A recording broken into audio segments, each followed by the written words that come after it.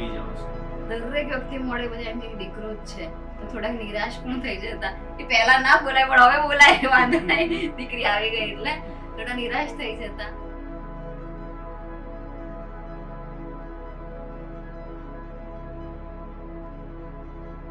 પછી વિચાર્યું કે હવે નામ શોધવા પડશે એમ.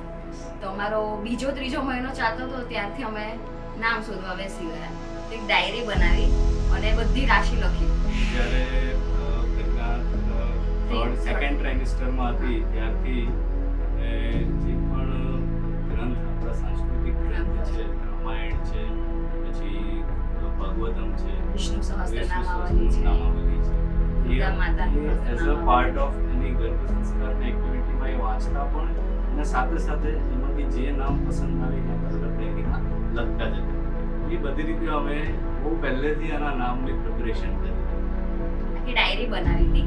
એમાં 12 અલગ અલગ રાશિ, કે રાશિ કઈ આવી હતી પણ આપણને ખબર નહોતી. 12 અલગ અલગ રાશિ લખી હતી.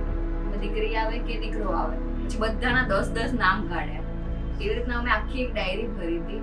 પછી એ દીકરીનો જન્મ થયો, બધું થયું, છઠ્ઠી આવી. હવે આવ્યો પ્રશ્ન આમાંથી એક નામ ચૂઝ કરવાનું. તેમાં બંને અમે કન્ફ્યુઝ. અને નક્કી એવું હતું, મારી પર્સનલ પહેલેથી ઈચ્છા આવી હતી કે મારી ઘરે દીકરી જે આવે એનું નામ એવું હોય, અહીંથી આપણે બૂમ પાડીએ ને તો એક જ સામે જોવે, એટલું યુનિક નામ હોવું જોઈએ. બહુ ફેન્સી નામ, બહુ ફેન્સી નહીં, હા, ગુજરાતી નામ જોઈએ, સંસ્કૃત નામ જોઈએ, જેનો કંઈક મીનિંગ, ડીપ મીનિંગ નીકળે. તો છઠ્ઠીના દિવસે અમે એમાંથી બેઠા હતા અને દુર્ગા સહસ્ત્ર નામાવલી વાંચતા હતા. એમાં એની રાશિ પ્રમાણે, વૃષભ રાશિ પ્રમાણે એક માતાજીનું નામ પર અમે બંને અટકી ગયા અને એ નામ હતું વાર્તા.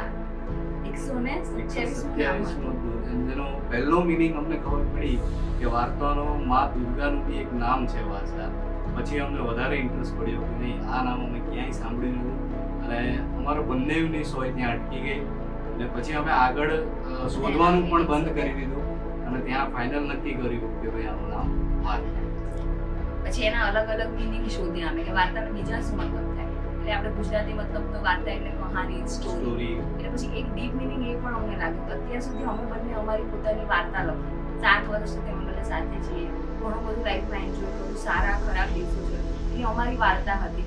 હવે આના જન્મ પછી એ અમારી વાર્તા લખશે કે હવે અમારી વાર્તા શું થશે એ થશે. એ એટલો ડીપ મિનિંગ મને લાગ્યો. પ્લસ એનું માતાજીનું નામ હતું એટલે પછી અમે નામ પર છેલ્લે.